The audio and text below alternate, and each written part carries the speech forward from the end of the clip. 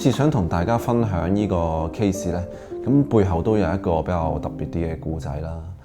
咁早喺9年前咧，我就已經認識咗屋主佢哋兩個人㗎。咁當時咧已經幫佢設計咗一個喺同一個大廈啦、同一個開則嘅單位。9年後嘅今日啦，我哋就再次合作。呢個單位咧，雖然話個面積啦同埋個開則同佢原先個單位係一樣啦，但係咧個設計方針咧就大大不同嘅。我哋刻意咧放棄咗一啲固有嘅客廳、飯廳同廚房佈局，以一個開放式酒店式嘅格局咧，去打造翻專係為佢哋二人所屬嘅一個私人天地。呢種設計咧唔再係強調住宅之密度啦，而係想營造咧一種更具自由啦、度假感、生活感嘅氛圍。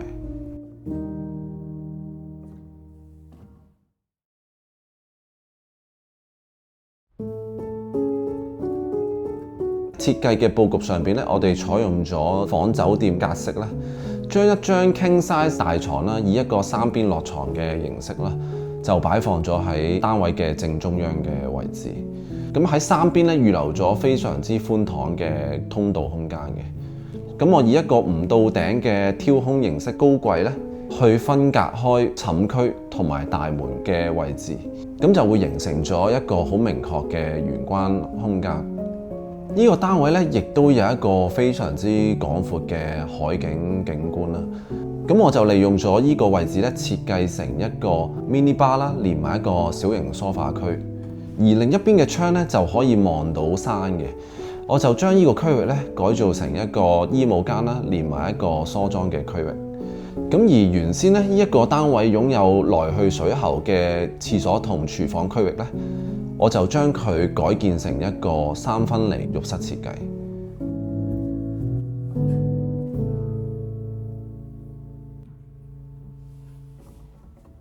咁因為佈局上嘅限制咧，一打開大門咧，我哋就會見到一個高櫃嘅。咁喺實用嘅角度出發啦，我就加設咗一啲嘅掛衣通啦，加啲嘅小層板啦。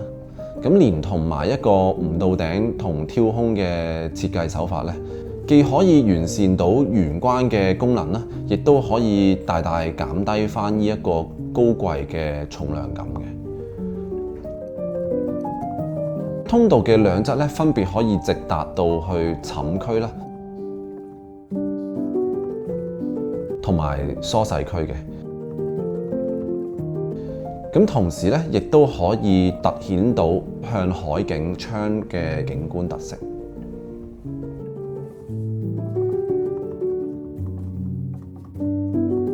玄關係一個頗為主要嘅通道啦。我喺原身嘅牆表面咧，額外加咗一陣高身嘅飾面板，可以降低翻個損耗情況。周邊嘅櫃咧，亦都以一啲唔同類型嘅櫃筒啦、門板啦，去擺放翻一啲大小不一嘅雜物嘅。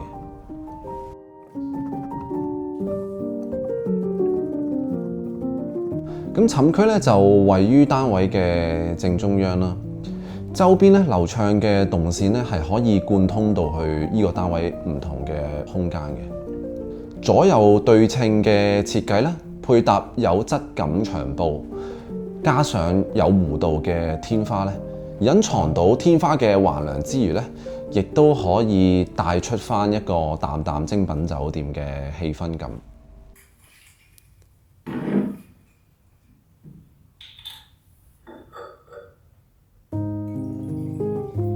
屋主佢哋兩人咧係非常中意品酒嘅。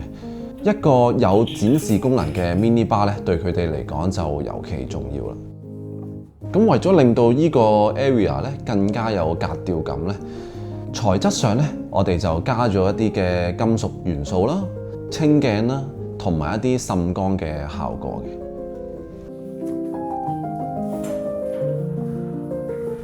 咁呢個空間咧係專係打造成佢哋二人用餐嘅區域。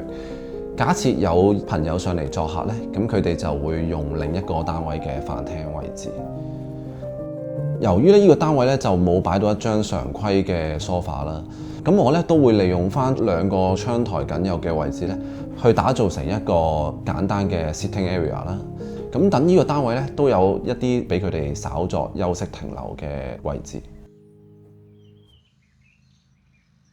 咁呢個單位咧另一面嘅坐向咧就望到山嘅，我就將呢個區域咧打造成一個衣帽間啦，盡量利用周邊可用嘅牆身啦，都做咗一啲到頂嘅衣櫃啦。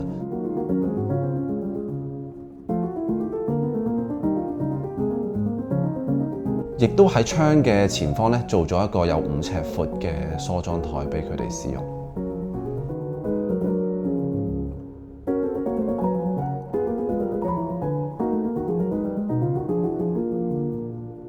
咁屋主咧對沖涼啦同埋梳洗嘅要求異常地高嘅，要求咧同時俾2人使用嘅一個梳洗嘅空間。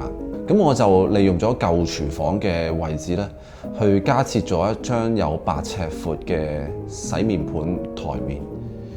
呢一個嘅尺寸咧，以一個400尺單位嚟講咧，已經係非常之充足嘅。亦都咧設計咗一個獨立嘅坐廁區域啦，入邊咧有一隻採光度唔錯嘅窗啦，亦都以一啲半透嘅玻璃元素咧，去補充翻一定嘅光線。浸浴咧，亦都係屋主佢生活上一個不可或缺嘅習慣啦。呢一個沐浴區咧，空間係足以擺放到浴缸啦，同埋企缸嘅。但係由於咧佢冇一個窗直接可以有光線直達啦，我就以一個玻璃磚嘅材質咧去做咗一個間隔屏風。玻璃磚嘅頂部咧，亦都留咗一個缺口啦，等沖涼嘅時候水氣咧經由坐廁區咧排走嘅。今次咧將一個 apartment 咧以一個酒店格局嘅形式去呈現咧，呢種機會咧係非常難得嘅。呢種非主流嘅佈局啦，或者有助於去啟發大家啦，生活真正有用嘅係啲乜嘢，唔需要盲目去追求人哋屋企嘅佈局啦，大膽去將你自己獨有嘅生活形態展現出嚟。